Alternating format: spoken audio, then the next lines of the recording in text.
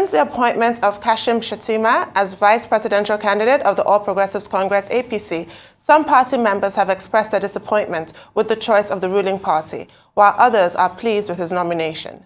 The party, in preparation for the 2023 presidential election, appointed the governor of Plateau State, Simon Lalong, as the Director General of the All Progressives Congress Presidential Campaign Organization, a move that wasn't well received by Christians who feel he shouldn't be leading the campaign organization.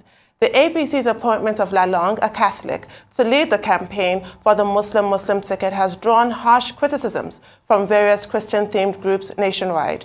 Reacting to this development, Simon Lalong on Wednesday said he was yet to receive any directive from Pope Francis to reject his recent appointment to lead the campaign for a Muslim ticket. Joining us on the morning show as we discuss the ruling party's preparations for the 2023 election and all the internal issues yet to be ironed out is Dr. Salihu Lukman, National Vice Chairman of the All Progressives Congress, APC Northwest. Good morning and welcome to the morning show. Good morning, but just to correct, I'm not doctor, please. I keep correcting this. My name is simply Salihu Lukman. Well, thank you for the correction, Mr. Lukman. So let's start with the appointment of Simon Lalong, a Catholic, which I imagine was thought up to create some balance with regards to the campaign. There's a Muslim ticket, but we now have a Catholic heading the campaign. We have a Christian as a spokesperson. We have a Muslim woman as a deputy spokesperson, Hanatu Musawa, just to create some diversity. But unfortunately, it has not been received that way, with some people being holier than the Pope, as far as Mr. Lalong is concerned, and criticizing him for accepting the job. I mean, what's your take on the fact that that move towards diversity, that sort of olive branch, has been rejected in some quarters? Well, I think the first thing is to take you back and remind you that the APC has been undergoing rebuilding process since June 2020. And the objective of that rebuilding process is simply to take the APC back to its founding vision, which is about ensuring some higher level of accountability by both elected officials and the party itself to the general public. And in doing that, the whole objective is to ensure that the structures of the party are aligned with the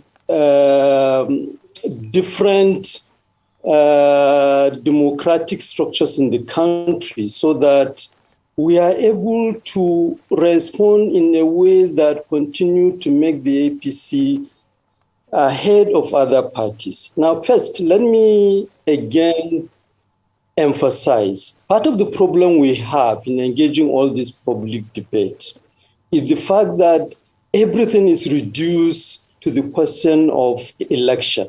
Election happen only once in elections and in 4 years. And because we have reduced it to that level, you find out that we have allowed small group of people across all political parties to dominate the debate. And the goal is simply to ensure that they become candidates. When they don't become candidates, they try to rubbish parties, and then either they move to another party or create different parties. Now, today, I can say, for me, I'm very proud in APC. We have almost shut the door for such people, which is why they have to now go down to the issue of damaging the ticket based on a so-called Muslim ticket. Now, what I can tell you is that there are different levels of negotiations going on within the APC. And all our candidates were products of those negotiations. And the structures of the campaign are being negotiated, and already you can see some level of agreement, which has produced Governor Lalong as the Director General of the campaign. I think we must come down to the basic reality if we want to develop this, our democracy. The basic reality is that our parties must function in a way that when negotiation takes place internally inside the party and produce an agreement, both the public and party members should respect such agreement. But when we create a situation where agreement become a source of internal dispute, then we damage the process of internal negotiation itself, which weakens democracy. Democracy is all about negotiation. And I think that is my starting point, and that is the basis on which I want to engage this conversation. Right. Okay. Mr. Feni? Yeah. First, there is still some discordant tunes within the party. Your party, APC, many still having some dissatisfaction with the outcome of that convention that produced Bola Ahmed Tinubu as your party candidate. Now, the governors, the 7 governors whose pronouncement few days before the convention that power must shift, obviously gave some fillip of momentum to the Bola Ahmed Tinubu aspiration. And many of them expected that your candidate should have picked one of them, somebody from their ranks. And the feelers is that many of them are still not happy. Then 2, the Northwest of your party, of which you are the vice chairman, Northwest, if I get that correctly, it's been said not to be satisfied that he did not look Northwest instead of looking Northeast to pick the running mate. How are you settling these discordant tunes? Well, I think in the first place, it takes me back to my last point, which is about respecting internal agreement. What you call discordant tunes are mere speculation as far as I can see. Yes, interests were expressed, first in terms of where the running mate will emerge, whether from serving governors or from Northwest. But once agreement has been produced, I think those issues have been settled. To the best of my knowledge, all our governors have expressed their support and agreement to work for the ticket, which is a combination of His Excellency Asuwaju Bola Tinubu and His Excellency Kashim Shettima. And for us in the Northwest, and I'm not speaking just as Salihu Lukman, I mean, you got it right, I'm the National Vice Chairman Northwest, and we have been having consultations, and we are very clear, all our leaders in the Northwest are in support of the ticket as it is. But that does not shut the door in terms of further negotiation, in terms of protecting the interests of Northwest. I just listened to Bode George with reference to PDP and the Southwest. These are internal negotiations which have to take place, and they are constant factors in politics. They are not discordant tones as you are putting it. I think the issue is simple. Our media need to be more sophisticated in terms of pushing the frontiers of the debate beyond narrow interests of individuals. There are individuals, like I said in the beginning, who are basically like election merchants. Once they are not on the ticket, they want to damage it. And once, for instance, their interest is not represented, even though it is negotiated, an agreement produce a different, the negotiation produce a different agreement with different interests. They don't respect it. And I think our politics has to be elevated to that level, whereby political leaders have the discipline to respect agreement. And I think that is where we are. As a party in APC, I can tell you, our major preoccupation, and I can say, the negotiation going on now between the structures of the party and the candidate and other interests within the party is about how we'll align every interest and ensure that before the commencement of the campaign, everybody is united behind the ticket. And part of it is not about individuals. I think part of it, predominantly, it is about the kind of programs that the campaign is going to be based on. And I can say confidently now, and I know that being an insider, there are discussions about reviewing the manifesto of the party. There are discussions about developing all the different elements of the campaign, which is about the promises of the campaign. And it's about also being honest to review existing circumstance. I mean, to review the progress we have made as a party in government, to review possible gaps that have emerged, new challenges which are there. I mean, the difference between us and PDP, which I think even the media is struggling to acknowledge that, and it needs to be acknowledged. Unlike PDP, we are not in denial about all the challenges facing Nigeria. And we believe that moving forward is our capacity to be honest and respect these challenges, discuss things honestly, and come up with recommendation. Now, we are in the process, and between now and September 28th, when the campaign is going to start, I am very confident that we are going to come up with a blueprint of a campaign which will highlight the vision, the new promises APC is going to present to Nigerians, in terms of which we will be able to respond to all the challenges. And some of the challenges are known, and the current government is already working on them. We are very confident that, for instance, the issue of security challenges, which all of a sudden have become over-politicized, before the campaign commences, the government should be able to bring it down under control so that it's no longer a political issue.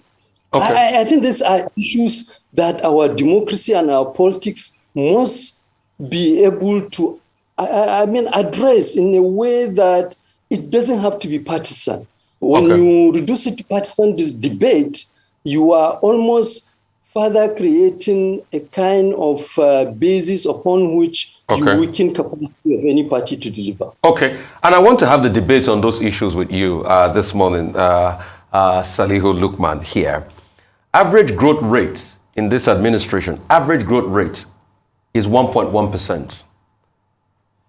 8 years ago, it was 5.5%. Average inflation rate is 14.07%. In fact, now it's over 18%. Percentage change in exchange rate, beginning from the period of this administration, is 150 percentage points compared to 63% in the last administration. External reserve, 39.1 billion. External debt, 40 trillion.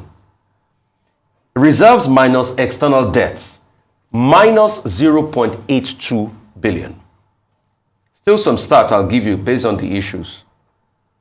Our excess crude account has depleted from billions that it was about 2.1 billion 8 years ago.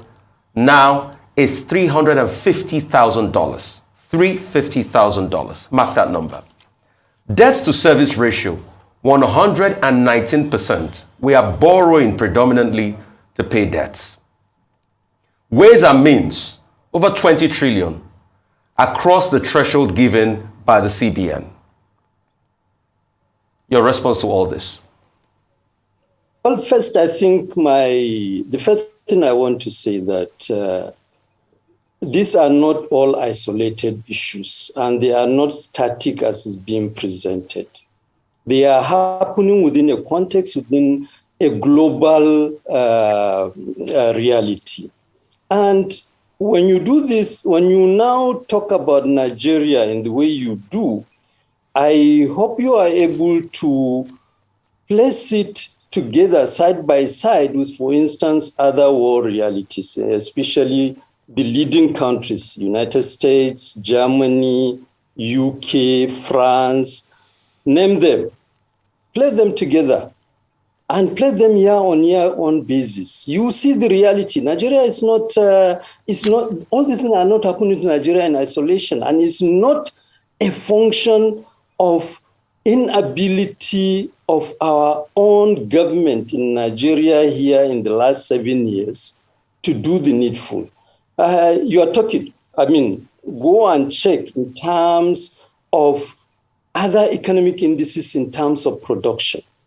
Nigeria has struggled in the last 20 years or more with the question of diversification. But in the last 7 years, I think we have made some progress. Go and look at production indices in agriculture, in other service sectors. Go and check the collapse in terms of our major sources of revenue, which is oil. Now, I think I want to appeal to journalists. I think we need to also help the public understand some of these issues. I think it was Fashola I had talking about appealing to people not to reduce it to home economics analysis. I mean, I won't say home economic analysis, but I will argue that when you pick statistics in the way you do it, is basically like reducing it to static analysis. You are looking at Nigeria in isolation. Now, this takes me back to the last point I made in the last question before you came up with this challenge. As a party in government, we are very clear and conscious of the challenges. We are not in denial. And that is why I told you right now, and there are clear discussion, clear work going on. The candidate, together with the party, there are different levels of committees engaged in looking at all these realities and coming up with a blueprint in terms of how to move Nigeria forward. That blueprint is not going to be reduced to propaganda. That blueprint will be a very honest, just like we did in 2014, 2015, to come up with a clear reality. I mean, you will argue that, yes, there are gaps in terms of how those implementation of those promises were handled. Yes, no doubt there were gaps. But this campaign, the 2023 campaign, is going to recognize those gaps and come up with a new initiative that will address those gaps. That does not mean new challenges will not emerge and there will not be gap moving forward. We challenge other parties to sit down and develop their own framework. That is not happening. And likely, their main preoccupation is that, look, the main business of politics is about contesting elections. So they believe the best way to win election is to damage candidates of the ruling party. You know, okay. And we're not going to approach the campaign that way. We're going to approach the campaign based on Nigeria forward. Mr. Salihu, I have a follow-up fact for you. Again, you could check this out. Russia was fighting a war and still fights a war with Ukraine. And Russia earned 97 billion, despite the fact that it's in a war. Its currency has gained against the dollar. The ruble used to be way down to the dollar before. Now it's about 53, 56 ruble to $1. Russia has been able to stabilize itself despite it's in a war. There are other stats that says that we didn't make a windfall from the war because of crude oil theft. Nigeria wasn't meeting its OPEC quota before the Russia-Ukraine war started. I'll dial back historically. Let me finish, sir. I'll dial back historically. Wars used to be good for Nigeria. The Yom Kippur War made Nigeria a very rich country in the 70s. What happened?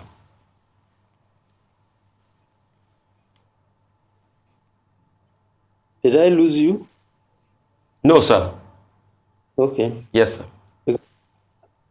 Okay. Now, first, let me say, it's almost going to be dishonest to look at the factors of the Russia-Ukraine war in the way you put it. Now, before the Russia-Ukraine, before even 1990, I mean, that was before the breakdown of the old Soviet Union. There was a very strong economy. The problem with that economy is that at the World Bank, the neoliberal economists will argue, is that it is a command economy. But it was very solid. And for decades, from the 1917 revolution, Soviet Union revolution, for decades, Russia has been almost independent of all other economies. Mr. Lukman, Mr. Lukman, I'm sorry to interject, but I really think we need to discuss internal wranglings within your party while we have you with us. You have been on a fact-finding mission, it was reported, so I'd like you to just inform our viewers how that's going and how you're resolving issues in states like Kebbi State with the huge gale of defections that you have with people being led out by Mansur Yagayira. And obviously you had the former governor, Aliero, who had decamped before that. You have 8 court cases in Kano, and you also have 15 APC chieftains who have decamped in Kaduna State. How is that going, and how are you reconciling the various factions that have emerged? Well, yeah, thank you very much. I think these are very, very serious issues, and they are very natural in politics. We've moved around to all the 7 state held meetings with basically all the interest that matters, and the conclusion is that we have to take the business of reconciliation very seriously. As I'm talking to you, we have successfully set up reconciliation committees in all the states, and they are working. And part of the thing we have also done, we only talk of the court cases in Kano, we have also identified about 30 court cases across the zone. And consultation is going on, meetings are taking place, trying to reconcile all the problems. We have given, just last week, we have had meetings with all the state chairmen in the zone. And one of the agreement we reached was that we will step up the work of reconciliation in the zone and ensure that before the end of August, August, I think we said August, before the end of August, we are able to conclude this round of reconciliation so that before the campaign starts, at least some higher degree of unity among leaders should have been achieved. Now, let me also be honest with you. There are cases which we believe are beyond reconciliation, and we have decided to isolate those cases and not to, at least in this phase, we are not going to bother ourselves about them. For instance, cases of people who have left the party and have picked ticket in other parties. I mean, we are not going to ask them to come back and ask people who have won the primary to vacate. And we know that they are not going to even agree to that. So we are not going to create additional problems simply because people have left the party, we want them back. So at least those issues are settled. Now, I think this is where, for instance, I feel very proud as a privileged person in APC that we are really beginning to initiate processes which in the past people just, including leaders, just sit and grumble about. Well, thank you for joining us this morning, Mr. Lukman, if you can hear me.